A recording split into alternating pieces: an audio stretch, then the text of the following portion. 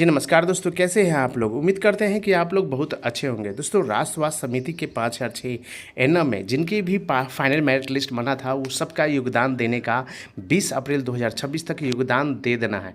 जो भी अभ्यर्थी अगर योगदान समर्पित नहीं करते हैं यानी योगदान नहीं दे पाते हैं, उस स्थिति में जो होता है राष्ट्र स्वास्थ्य समिति उसकी पैनल रद्द कर सकती है। जी हाँ दोस्तों, ये राष्ट्र स्वास्थ्य समिति के नोटिफिकेशन में लिखा हुआ है। और साथ में बहुत सारे अभ्यर्थी जो ज्वाइन नहीं किए हैं, उनकी सेकेंड मेरिट लिस्ट आने की ज़्यादा संभावना है। सारी मुख्य विषय पर यहाँ पर चर्चा करेंगे इस वीडियो के माध्यम से। तो चलते हैं, शुरू करते हैं।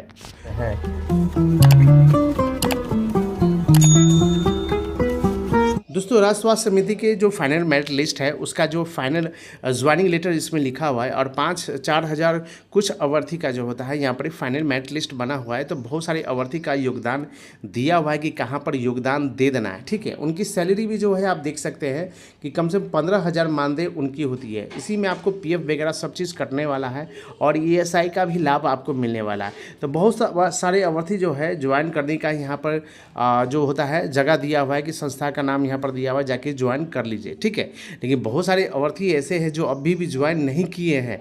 जी हाँ दोस्तों, दूरी के कारण या फिर सैलरी के कारण बहुत सारे मुख्य विषय पर यहाँ पर दिया हुआ है, लेकिन जो ज्वाइन नहीं किए उनकी लास्ट डेट जो थी यहाँ पर दिया हुआ है कि दिनांक 20 अप्रैल 2026 तक यानी संदर्भ 5 में आवंटित जिला के सिविल सर्जन यानी कि 100 सदस्य सचिव जिला स्वास्थ्य समिति के समक्ष स्वयं उपस्थित होकर अपना योगदान समर्पित करेंगे। यानी कि योगदान आपको खुद लेके वहाँ पर जाना है। योगदान देने की उपरांत तत्काल संदर्भ 6 में जो होता है अंकित प्रस्तावित स्वास्थ्य संस्था में उपस्थित होकर कार्य करना प्रारंभ करेंगी। यानी जहाँ ज्वाइनिंग लेटर दिया हुआ है वहाँ पर जाके ज्वाइन कीजिए और जहाँ जिस जगह का सेंटर का नाम दिया हुआ वहाँ पर जाके ज्वाइन कर लेना है। ठीक है, लेकिन पता होना चाहिए कि 4,954 का जो है डेट निर्धारित था, यानी कि 20 अप्रैल 2026 तक ज्वाइन कर लेना है। बहुत सारे अभ्यर्थी जो है ज्वाइन नहीं कर पाए हैं। बहुत सारे सैलरी की समस्या, बहुत सारे दूरी की समस्या, बहुत सारे गृह जिला उनको नहीं मिल पाया रहने की स्थिति में, या फिर किसी का पति है उसको जॉब करने नहीं दे रहा है। तो बहुत सारी समस्या से लेके बहुत सारे अभ्यर्थी जो है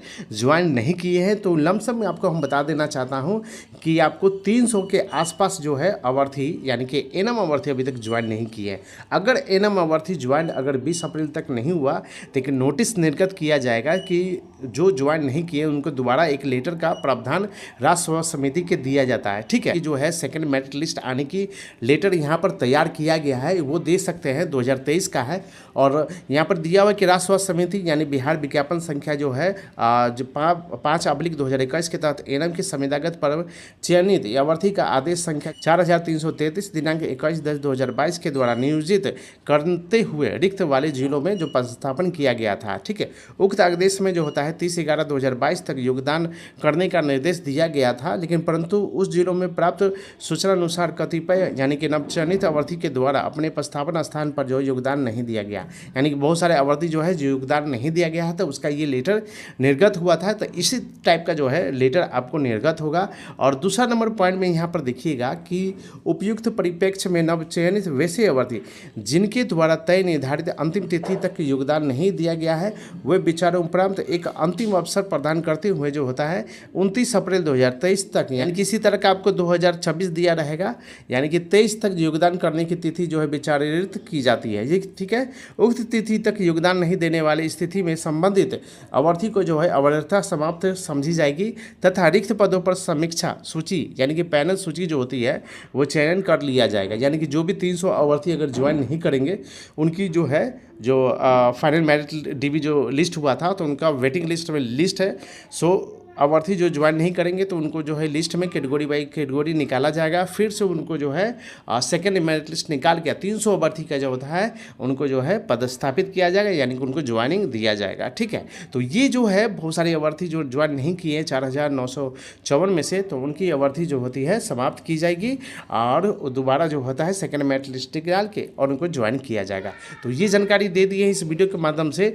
बहुत सारे अभ्यर्थी जो है वीडियो देखते हैं लेकिन एक भी चैनल को सब्सक्राइब नहीं करते हैं। बहुत सारे अपडेट लेकर आते रहता हूं, तो फटाफट चैनल को सब्सक्राइब करें और बेल आइकन घंटी को दबा दें। नेक्स्ट वीडियो में दोस्तों मिलते हैं एक नया वीडियो के साथ, तब तक के लिए बहुत बहुत धन्यवाद।